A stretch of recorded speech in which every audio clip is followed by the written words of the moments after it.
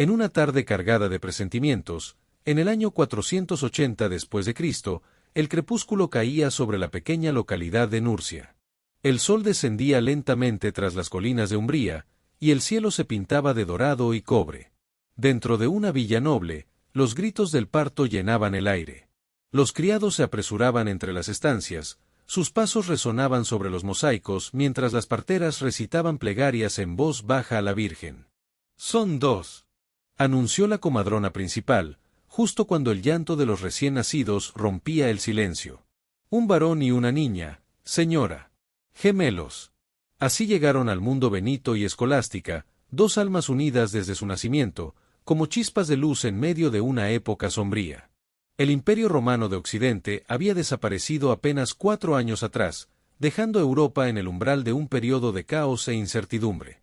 Pero en aquella habitación apenas iluminada por lámparas de aceite, nadie sospechaba que ese niño, al que llamarían Benito, sería una guía espiritual para generaciones futuras. Los primeros años de Benito transcurrieron entre contrastes. Por un lado, disfrutaba del refugio seguro y lujoso de su linaje. Por otro, el eco constante de noticias inquietantes sobre saqueos e invasiones amenazaba desde lejos. «Mira a tu alrededor, Benito», le decía su padre durante sus paseos por el jardín. «Todo esto algún día será tu responsabilidad, el nombre de nuestra casa, nuestras tierras, nuestra historia». Pero el pequeño parecía tener intereses distintos. Con frecuencia se le encontraba en la capilla familiar, contemplando el crucifijo con ojos grandes y atentos. «¿Qué haces aquí, mi niño?», le preguntó su nodriza Cirila un día, al hallarlo arrodillado sobre las frías losas. «Escucho, Cirila», respondió él con seriedad inesperada. «Dios habla cuando todo calla». La vida en la villa brindaba a Benito y a su hermana Escolástica privilegios y obligaciones propias de su estirpe. Su padre, descendiente de la antigua gens Anicia, se esmeraba en ofrecerles una educación ejemplar. «Mis hijos», solía decirle su madre mientras paseaban bajo los árboles, «lleváis en vuestra sangre la historia de Roma, pero recordad, el valor verdadero reside en el alma». Desde pequeño, Benito mostró una profunda curiosidad, especialmente por las vidas de los santos y mártires. Cada noche, su nodriza le narraba historias sagradas antes de dormir. Una vez, al oír la historia de San Martín de Tours, Benito preguntó: «Cirila, ¿cómo supo San Martín lo que Dios quería de él?». «Porque aprendió a escuchar, hijo mío», respondió ella. Escuchaba a Dios desde su interior, en el silencio más hondo. Mientras tanto, Escolástica demostraba su fe de una forma distinta. Pasaba largas horas en el huerto, cuidando flores y murmurando plegarias entre los árboles. «Los pájaros me escuchan cuando rezo», le decía a su hermano. «Incluso cantan conmigo». La conexión entre los gemelos era tan fuerte que parecían compartir pensamientos. A veces, uno sabía si el otro estaba triste, aunque estuvieran en lugares distintos. Sus cuidadores lo comentaban con asombro. Probo, su tutor, un sabio cristiano, observó desde el principio que Benito y Escolástica tenían naturalezas distintas, pero complementarias. «Benito razona como un legislador y siente como un contemplativo», comentó una vez. Escolástica, en cambio, posee la dulzura de una santa y la sensibilidad de una mística. Juntos, forman como dos alas que se elevan hacia lo divino. A los 7 años, iniciaron su formación formal. Mientras otros niños nobles se mostraban reacios al estudio, los gemelos se entregaban con entusiasmo. Aprendieron latín y griego, se sumergieron en las escrituras y en los escritos de los padres de la Iglesia, y absorbieron la sabiduría de la cultura clásica que aún sobrevivía en Italia. Un día, al leer sobre los padres del desierto, Benito quedó pensativo. «¿En qué piensas?», le preguntó su hermana. «En cómo aquellos hombres hallaban a Dios en el silencio del desierto», respondió él. «Pero nosotros no vivimos en el desierto», le señaló ella. «Quizás», reflexionó Benito, «el desierto no sea un lugar, sino un estado del corazón». Estas charlas infantiles revelaban la vocación espiritual que ambos empezarían a seguir más adelante. Desde muy pequeños, su madurez interior impresionaba a quienes los rodeaban. No obstante, también tenían momentos de alegría y juegos como cualquier niño. Sin embargo, incluso en sus entretenimientos se reflejaba su espiritualidad. En ocasiones, jugaban a dirigir monasterios, con Benito haciendo de abad y Escolástica de abadesa, guiando a los hijos de los criados en cantos y labores simuladas. Pero la infancia de Benito no fue ajena a las convulsiones de su tiempo. De tanto en tanto, llegaban a la villa rumores inquietantes, pueblos invasores, ciudades arrasadas, templos en ruinas. El viejo mundo se desmoronaba. Sin embargo, en medio de ese panorama incierto, germinaban las semillas de una renovación espiritual que nacería del corazón de aquellos dos hermanos. En momentos como ese, Benito solía mostrarse especialmente reflexivo. ¿Por qué permite Dios que ocurran cosas así?, le preguntó en una ocasión a su padre. A veces, respondió el noble con mirada grave, es necesario que el viejo orden se derrumbe para que puedan hacer algo distinto. Tal vez tú tengas una misión en ese cambio. Nadie en la casa pudo prever entonces cuán verdaderas serían esas palabras. Pasaron los años, y llegó el momento que toda familia de alto linaje anticipaba con orgullo, enviar al hijo a estudiar a Roma. Aunque ya no era el corazón del imperio, la ciudad eterna seguía siendo el centro espiritual e intelectual del mundo conocido. La noche anterior a su viaje, Benito se mantenía despierto, incapaz de conciliar el sueño. Se asomó a la ventana, y su mirada se perdió entre las estrellas que iluminaban el cielo de Umbría. ¿Te preocupa el día de mañana?, le preguntó Escolástica, quien había notado su agitación. No es preocupación, respondió él, sin apartar la vista del firmamento. Es más bien una intuición, como si Roma no fuera un destino, sino solo una etapa en un camino mucho más largo. Su hermana se le acercó y entrelazó sus dedos con los de él. Desde que éramos pequeños, siempre he sentido que Dios tiene algo grande reservado para ti. La Roma a la que llegó Benito no era la gloriosa metrópoli de tiempos antiguos. Aunque todavía conservaba parte de su esplendor, era también una ciudad marcada por el exceso, la confusión y la tentación. Las calles estaban llenas de bullicio y olores intensos, mezcla de incienso, vino y abandono. «Benito, amigo mío», exclamó Flavio, uno de sus compañeros de estudios, una tarde sofocante. «Ven con nosotros, hay una nueva taberna en Suburra. Las chicas son encantadoras y el vino no se detiene». Benito negó con la cabeza, pero su amigo insistía. «Vamos, no seas tan rígido. ¿Qué pensaría tu padre si supiera que pasaste por Roma sin disfrutar un poco?» «Mi padre no me envió a esta ciudad para perderme en los placeres», respondió Benito con firmeza. Esa noche, mientras sus compañeros de clase recorrían las calles buscando entretenimiento, él se arrodilló frente a la ventana abierta. Desde allí podía oír las carcajadas, los cánticos, el tintinear de copas llenas. Cerró los ojos, y en medio de aquel ruido confuso, una voz interior se alzó con nitidez. «Venid a mí, todos los que estáis cansados y agobiados, y yo os aliviaré». En ese instante supo qué debía hacer. Tomó su decisión sin vacilar, aunque sus efectos se extenderían a lo largo de los siglos. Antes de que despuntara el alba, recogió sus pocas pertenencias y abandonó la ciudad sin mirar atrás, con el corazón firme y el espíritu en paz. Cirila, su nodriza de toda la vida, lo descubrió mientras se preparaba para partir. «¿A dónde vas, hijo?»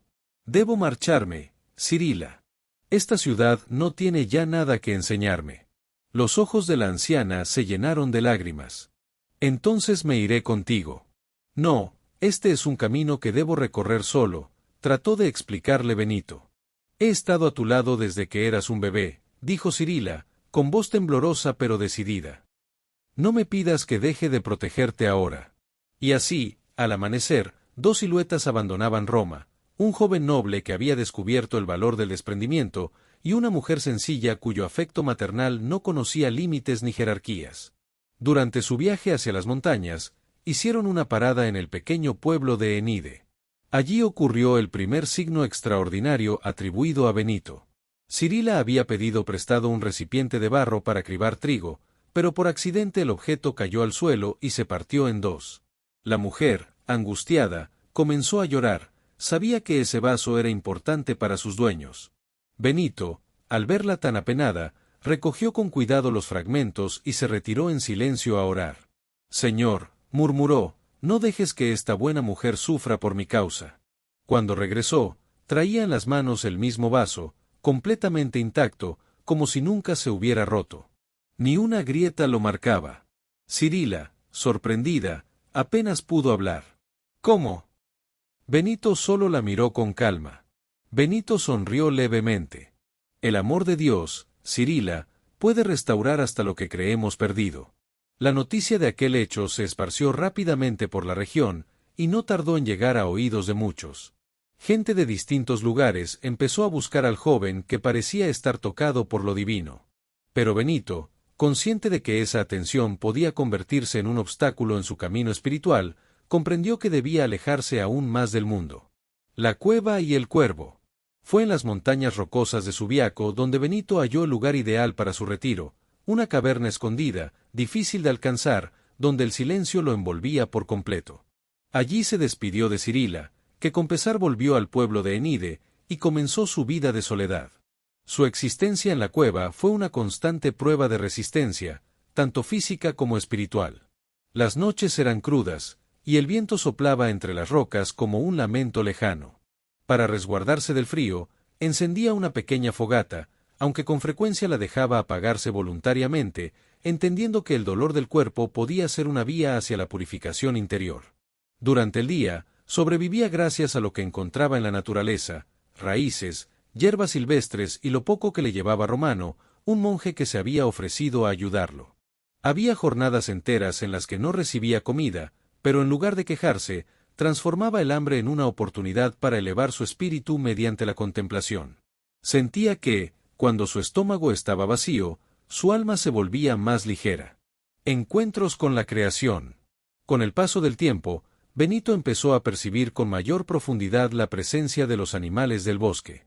Algunas mañanas, los pájaros se posaban en las ramas cercanas, como si escucharan sus rezos. Un ciervo, solitario, pasaba de vez en cuando, observándolo brevemente antes de desaparecer entre los árboles. Un cuervo, en particular, comenzó a visitarlo con frecuencia. Para Benito, no era un simple ave, sino un signo tangible de la atención divina. A veces traía pan en el pico, y él lo recibía con humildad, interpretándolo como una muestra de que Dios no olvidaba ni los detalles más pequeños. En ocasiones le hablaba al cuervo, compartiendo pensamientos y preocupaciones, sintiendo que, a través de aquel ser alado, la creación entera le respondía. El enemigo ataca. Sin embargo, no todo era serenidad. Un día, mientras meditaba, fue perturbado por un ave oscura, distinta del cuervo. Revoloteaba de manera insistente a su alrededor. En nombre de Cristo, vete, ordenó Benito, trazando una cruz en el aire. El ave se desvaneció, pero algo más peligroso lo reemplazó, una tentación tan poderosa que sacudió todo su interior.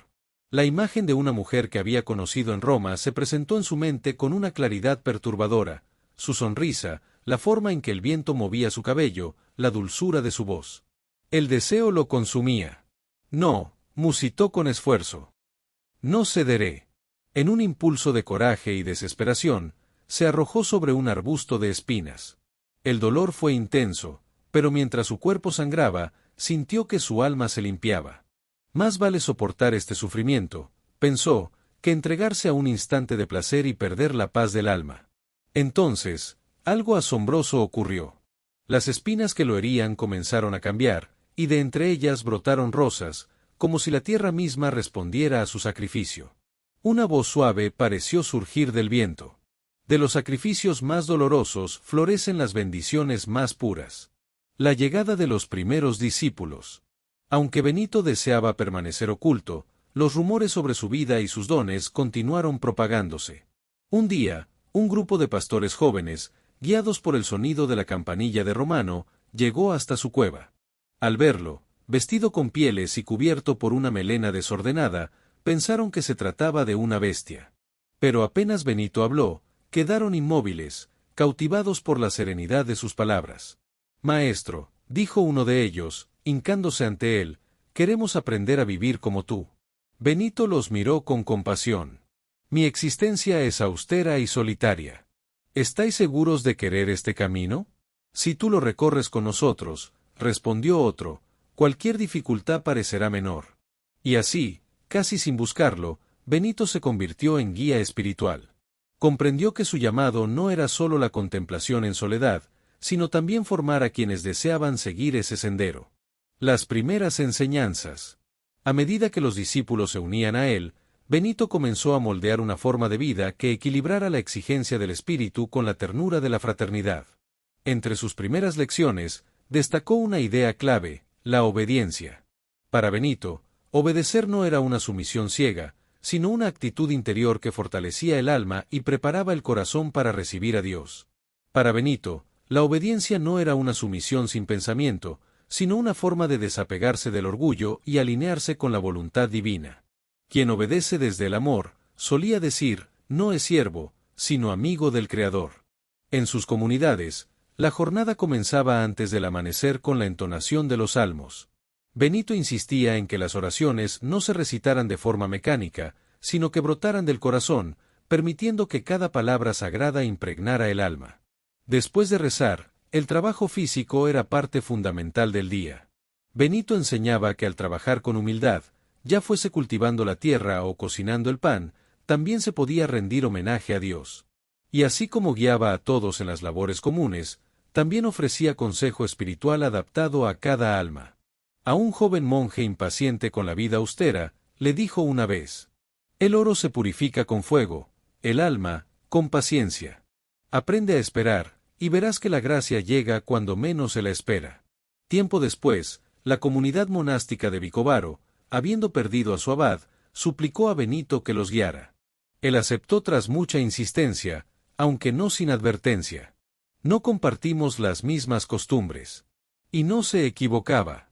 Los monjes de Vicovaro, acostumbrados a una rutina más permisiva, no soportaron por mucho tiempo la disciplina que Benito exigía. Algunos, cegados por la incomodidad y la envidia, idearon un plan.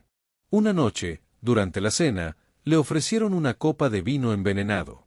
Como era su costumbre, Benito la bendijo antes de beber. En ese instante, el vaso se quebró, derramando su contenido. El silencio invadió el comedor. Benito los miró con tristeza en lugar de enojo. Os advertí que nuestros caminos no se alinearían. Buscad un guía que se acomode a vuestro estilo de vida. A partir de ahora, no seré más vuestro abad. La ciudad sobre la montaña. Siguiendo una revelación interior, Benito partió rumbo al Monte Cassino en el año 529. Aquella montaña, aún coronada por un antiguo santuario dedicado a Apolo, se erguía imponente bajo el cielo de Italia. Al comenzar el ascenso con sus discípulos, un anciano pastor le salió al paso. ¿Qué buscáis en estas alturas?, les preguntó apoyado en su bastón. Queremos edificar un lugar para Dios, respondió Benito. El viejo soltó una risa amarga. Aquí solo hallaréis paganos que aún veneran a Apolo. Encienden hogueras cada noche y bailan alrededor del ídolo. Benito respondió con serenidad. Cuanto más densa es la oscuridad, más urgente es encender la luz. Durante 3 noches, Benito oró en la cima. Al cuarto día, comenzó la transformación. Con ayuda de sus hermanos, derribó el antiguo ídolo y taló el bosque donde se rendía culto. Sobre esos restos, erigió 2 capillas, una en honor a San Martín y otra a San Juan Bautista. Así nació la abadía de Montecassino, que se convertiría en el corazón de la orden benedictina y en un faro espiritual para el continente. La obra no fue sencilla. Los monjes no solo enfrentaron los escombros de un culto extinto, sino también la desconfianza de los habitantes locales. Muchos veían con recelo a esos hombres que rezaban en lugar de empuñar armas. Pero Benito no se dejó intimidar. No hemos venido a destruir, sino a levantar algo nuevo, explicaba. Cada piedra colocada en el nuevo templo era una declaración de fe. El esfuerzo era inmenso, pero cada tarea era consagrada con plegarias, de modo que hasta el trabajo más simple se convertía en alabanza. Los monjes aprendieron a ver en el martillo y el azadón no solo herramientas, sino caminos hacia la santidad. La vida diaria en Montecassino seguía un ritmo sagrado: oración, estudio y trabajo. Desde la salida del sol hasta su ocaso, entonaban salmos, cultivaban sus propios alimentos y transcribían manuscritos antiguos, preservando así un conocimiento que el mundo comenzaba a olvidar. Benito les recordaba siempre: no hay diferencia entre lo divino y lo cotidiano. La santidad habita tanto en la penumbra del oratorio como en el esfuerzo del campo. El encuentro con Totila. En el año 542, en pleno conflicto gótico, el rey Totila quiso poner a prueba a Benito. Primero envió a uno de sus oficiales, vestido con los ropajes reales, acompañado por una gran comitiva. Benito, sentado fuera del monasterio, al verlos acercarse sin levantar la vista de su lectura, dijo: «Hijo, quítate lo que no te pertenece». El enviado, temblando, volvió ante el rey y relató lo ocurrido. Intrigado, Totila decidió acudir personalmente.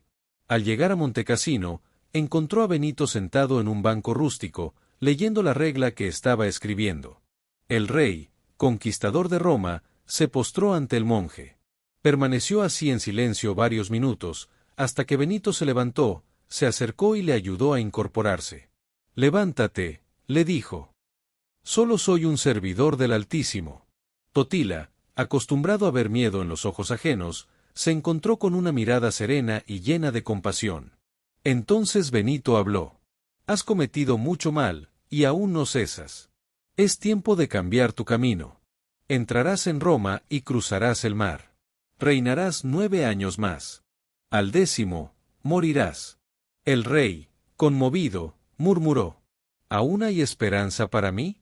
¿Puede alguien como yo hallar el perdón?». Benito le sonrió con ternura. No hay corazón tan endurecido que no pueda ser tocado, si se vuelve a Dios con sinceridad. El milagro del pan y el aceite. Durante una grave escasez que azotó la región, los monjes acudieron a Benito llenos de preocupación. «Padre, solo quedan 5 panes para toda la comunidad», le informó el hermano responsable de la despensa. Muchos esperaban que ordenara racionar aún más la comida. Pero Benito simplemente dijo: «Hoy tenemos 5, pero mañana habrá más. ¿Habéis olvidado cómo el Señor alimentó a miles con solo unos pocos panes?». Esa noche, mientras todos dormían, se oyó el crujir de ruedas acercándose al monasterio. Al amanecer, hallaron 200 sacos de harina frente a la puerta. Nadie supo quién los había dejado. Algunos decían que fueron ángeles guiando carros en la oscuridad. En otra ocasión, un viajero devoto pidió algo de aceite. Solo quedaban unas gotas en el fondo de una jarra. «Entrégaselo todo», ordenó Benito. «Pero, padre, eso es lo último que nos queda». «La fe se prueba cuando todo falta, no cuando todo sobra», respondió. El monje obedeció. Al día siguiente, la jarra volvió a aparecer, completamente llena del aceite más puro. Nadie podía explicarlo, pero todos lo reconocían como un signo. La última visita de Escolástica. El último encuentro entre Benito y su hermana gemela estuvo lleno de emoción y significado. Como solían hacerlo, se encontraron en una propiedad situada entre sus 2 monasterios.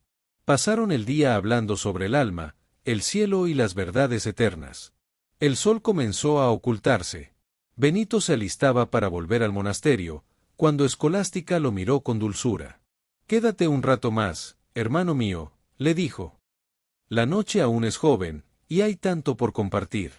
«No puedo, hermana», respondió él con serenidad. «Las normas me exigen regresar antes del anochecer». Ella bajó la vista, unió sus manos y oró en silencio. De pronto, el cielo claro se llenó de nubes, un trueno sacudió el aire, y una fuerte tormenta se desató sin aviso. «¿Qué has hecho?», exclamó Benito, entre asombro y desconcierto. Escolástica alzó la mirada con un brillo sereno en los ojos. «Te lo pedí a ti, y no quisiste escuchar. Así que se lo pedí al Señor, y Él sí me oyó». Benito, al darse cuenta de que lo ocurrido era obra de Dios, comprendió que debía quedarse. Esa noche, hablaron largo y tendido, compartiendo pensamientos profundos que elevaron sus espíritus. 3 días después, mientras Benito leía en su celda, una luz resplandeciente lo sacó de su concentración. En medio de ese fulgor, vio elevarse el alma de Escolástica en forma de una paloma blanca. «Vuela alto, hermana mía», susurró, mientras una lágrima descendía por su rostro. «Vuela hacia aquel a quien siempre amaste». La regla de Benito, estructura y enseñanzas principales. El texto que Benito escribió en Montecassino se transformó en la guía esencial para la vida monástica occidental. Esta regla no era solo un conjunto de normas, sino un camino espiritual basado en una frase esencial: reza y trabaja. Comienza con una invitación al recogimiento interior. Escucha, hijo mío, las enseñanzas del Maestro y abre el oído del corazón. Benito comprendía que la sabiduría nace del silencio y de la escucha profunda, ya sea en la oración, en las escrituras o en el encuentro con el otro. Humildad y obediencia. Uno de los aspectos centrales de su regla es la humildad, representada como una escalera de 12 peldaños, donde cada nivel implica renunciar poco a poco al orgullo. La obediencia, para él, era una muestra concreta de humildad, pues requería alinear la propia voluntad con la del abad y la comunidad. Acogida y trabajo manual. Otra piedra angular en su enseñanza era la hospitalidad. Benito escribió que cada visitante debía ser recibido como si fuese el mismo Cristo. Esta actitud no se reservaba solo a peregrinos, sino también a los necesitados y enfermos, que encontraban en el monasterio alivio y amparo. Además, promovía el trabajo manual como un acto digno, tan valioso como la oración, considerando que ambos conducen al crecimiento espiritual. Milagros menos conocidos. Una vez, un lobo comenzó a atacar a los pastores cercanos a Montecassino. Desesperados, acudieron a Benito. El santo se dirigió al animal con calma y firmeza. En el nombre de Cristo, cesa tu violencia y no hagas más daño. Sorprendentemente, el lobo se postró ante él y nunca volvió a atacar. Incluso se convirtió en un guardián para la comunidad. En otra ocasión, durante una severa sequía, los monjes sufrían por la falta de agua. Benito subió a la montaña, oró con fervor y golpeó una roca con su bastón. De la piedra brotó un manantial, que nunca dejó de fluir. Dios siempre sostiene a quienes confían en Él, dijo entonces. El velo entre dos mundos. A medida que pasaban los años, Benito parecía más conectado con lo eterno. Tenía la capacidad de percibir los pensamientos de sus hermanos, ver cosas lejanas e incluso devolver la vida a quienes habían partido. Un día, mientras rezaba en la torre del monasterio, tuvo una visión que lo sobrecogió. Todo el universo se desplegó ante sus ojos como si fuera un pergamino abierto, y vio la creación entera bañada en una luz divina. ¿Qué estás viendo, padre?, preguntó un joven monje. Veo que todo lo creado por Dios es pequeño, respondió Benito, cuando se observa a la luz de su gloria. El final de su camino. 6 días antes de su partida, pidió que abrieran su tumba. Una fiebre empezó a consumirlo, pero su ánimo permanecía firme. El 6.º día pidió ser llevado al oratorio. Allí, sostenido por sus hermanos, recibió la Eucaristía. Luego, con esfuerzo, se incorporó, alzó los brazos al cielo y dijo: En tus manos, Señor, entrego mi espíritu. Un legado que atraviesa los siglos. La muerte de Benito no fue un cierre, sino el inicio de una nueva etapa marcada por prodigios. Su tumba se volvió un sitio de peregrinación, y los monasterios que seguían su ejemplo se multiplicaron por Europa, actuando como faros en medio de la oscuridad. En ellos, no solo se rezaba y se trabajaba, sino que también se protegía el saber. Los monjes copiaban con esmero antiguos manuscritos, asegurando la continuidad del conocimiento en tiempos de incertidumbre. El lema Ora et Labora no solo organizó la vida monástica, sino que contribuyó a la formación misma de la civilización europea. La visión de Benito sobre el valor del trabajo dignificó las labores cotidianas, elevándolas al nivel de la oración. 15 siglos después, su influencia persiste. Aún hoy, en monasterios de todo el mundo, se escucha el sonido de la campana que marca la hora de la oración. El ritmo de vida inspirado por Benito sigue guiando a muchos, recordándonos que los milagros más profundos muchas veces se manifiestan en la transformación silenciosa del corazón. Hay transformaciones que no ocurren de golpe, sino poco a poco, de forma silenciosa pero poderosa. Así fue la vida de San Benito, una existencia que, guiada por la fe, el amor y la disciplina, se convirtió en un faro que iluminó el camino de generaciones. Su historia demuestra que una sola persona, conectada con lo divino, puede marcar una diferencia profunda en el mundo. Y así, mientras en Montecassino resuena el eco de las campanas, tal como lo ha hecho durante siglos, uno puede imaginar a Benito, el santo de los prodigios, mirando desde lo alto con serenidad, viendo cómo su legado perdura, cómo su mensaje sigue latiendo en el corazón de quienes lo siguen, y cómo continúan ocurriendo milagros, grandes y pequeños, en la vida de quienes buscan vivir con fe. Un monje de antaño solía decir que, en cada época, Dios envía almas santas para mostrarnos que lo imposible puede ser real. Benito fue una de esas almas, y su luz sigue irradiando, animándonos a descubrir lo sagrado en la rutina, lo divino en lo ordinario, y a reconocer a Dios presente en cada instante de nuestra existencia. La espiritualidad benedictina en tiempos actuales. En un mundo dominado por la prisa y las pantallas, la tradición benedictina se presenta como un refugio de serenidad y propósito. Las enseñanzas de Benito, escritas hace más de 1500 años, poseen hoy una fuerza inesperada. Frente al ruido constante que nos rodea, la propuesta de silencio se convierte en una necesidad urgente. El padre Bernardo, abad de Montserrat, lo expresa con claridad: el silencio no es ausencia de sonido, sino una forma en la que Dios se hace presente. En los monasterios benedictinos, antes de hablar, se enseña a escuchar, a Dios, a la voz interior y al prójimo. Esta tradición enseña que incluso las tareas más sencillas pueden transformarse en plegarias. En los monasterios de hoy, un monje que gestiona el sitio web lo hace con la misma devoción que siglos atrás se usaba para copiar manuscritos. La hermana María Guadalupe, desde un convento en México, lo expresa de esta forma: al lavar platos, no solo limpio utensilios, participo en el orden creado por Dios. Al responder un correo, no solo comunico, comparto el amor de Cristo. Todo, si se hace con entrega, se vuelve sagrado. Estabilidad en un mundo inestable. Uno de los votos más distintivos en la vida benedictina es el de estabilidad. En una época marcada por el cambio constante, ellos eligen permanecer, descubrir la profundidad en lo cotidiano. El padre Santiago, desde la abadía de Silos en España, lo resume así: hallamos libertad en la fidelidad. Nuestras raíces nos impulsan hacia el cielo. Los monasterios benedictinos siguen abriendo sus puertas a quienes anhelan paz interior. La regla benedictina insiste en que cada visitante debe ser recibido como si se tratara de Cristo mismo. En la hospedería de la abadía de Solesmes, en Francia, hay una frase que da la bienvenida: sea quien seas, has llegado porque Cristo te ha traído, sea lo que busques, aquí encontrarás a Cristo buscándote primero. Retos y renovaciones en el siglo XXI. Los monjes de hoy enfrentan desafíos diferentes: menos vocaciones, la necesidad de abrazar lo digital sin perder su esencia, y la tensión constante entre honrar la tradición y abrirse al presente. Pero como recuerda la Madre Verónica, superiora de un monasterio en Brasil, las pruebas actuales no son más duras que las que enfrentó Benito en su época. La humanidad siempre ha necesitado almas que recuerden lo eterno. Y hoy, quizás más que nunca, la medalla de San Benito, símbolo de fe y protección. Una de las representaciones más conocidas de esta espiritualidad es la medalla de San Benito. En ella está inscrita una oración que invoca la protección divina: que la cruz sagrada sea mi luz, que el demonio no me guíe.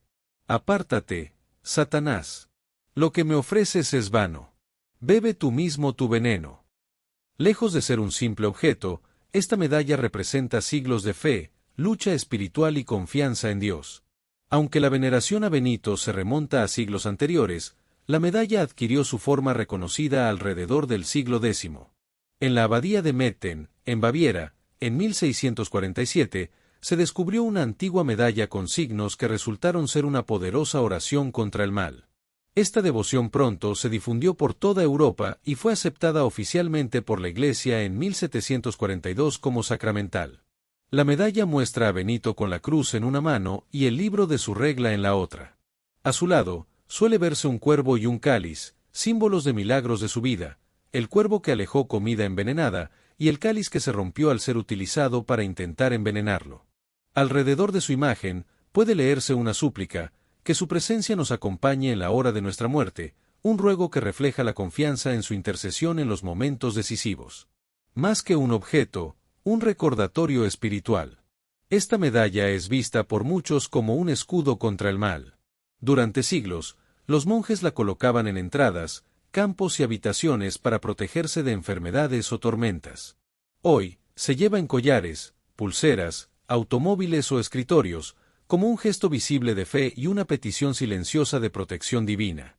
En la actualidad, en medio de la incertidumbre global, este símbolo sigue siendo un recordatorio del poder de la fe profunda y sencilla. Como mencionó una monja benedictina en Italia, la medalla no es un talismán, es una invitación constante a vivir bajo la luz de Cristo y a no temer, porque con San Benito como guía, nada puede vencernos. Una oración inspirada en su legado.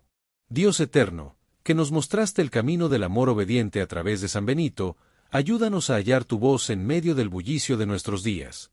Que, como él, sepamos reconocer tu rostro en cada ser humano, en cada tarea y en cada momento. Enséñanos el valor de permanecer, la grandeza de lo simple, y la libertad que nace de vivir con propósito. Que nuestra vida, como la suya, sea una plegaria viviente. San Benito, ejemplo de humildad y maestro del espíritu, intercede por nosotros, para que también nosotros, guiados por tu ejemplo, pongamos a Cristo por encima de todo y lleguemos al gozo eterno. Amén. El mensaje final de su vida. La vida y obra de San Benito nos enseñan que la santidad no es un privilegio de unos pocos, sino un llamado para todos. Que la grandeza no está en los gestos grandiosos, sino en la fidelidad a lo cotidiano. Que incluso en la rutina hay espacio para la trascendencia. Como dijo un sabio benedictino, no todos estamos llamados al claustro, pero todos podemos hacer de nuestro corazón un santuario donde Dios habite. Que su espíritu siga tocando almas y recordándonos que en la calma, en la entrega y en la fe, se encuentra la verdadera paz. Si este mensaje tocó tu corazón, te invito a suscribirte para descubrir más historias de fe, milagros y vida espiritual. Comparte este video con quienes buscan inspiración y crecimiento interior, y deja tu comentario contándonos qué parte te ha impactado más. Juntos formamos una comunidad que busca acercarse a Dios a través del ejemplo de los santos y la sabiduría espiritual.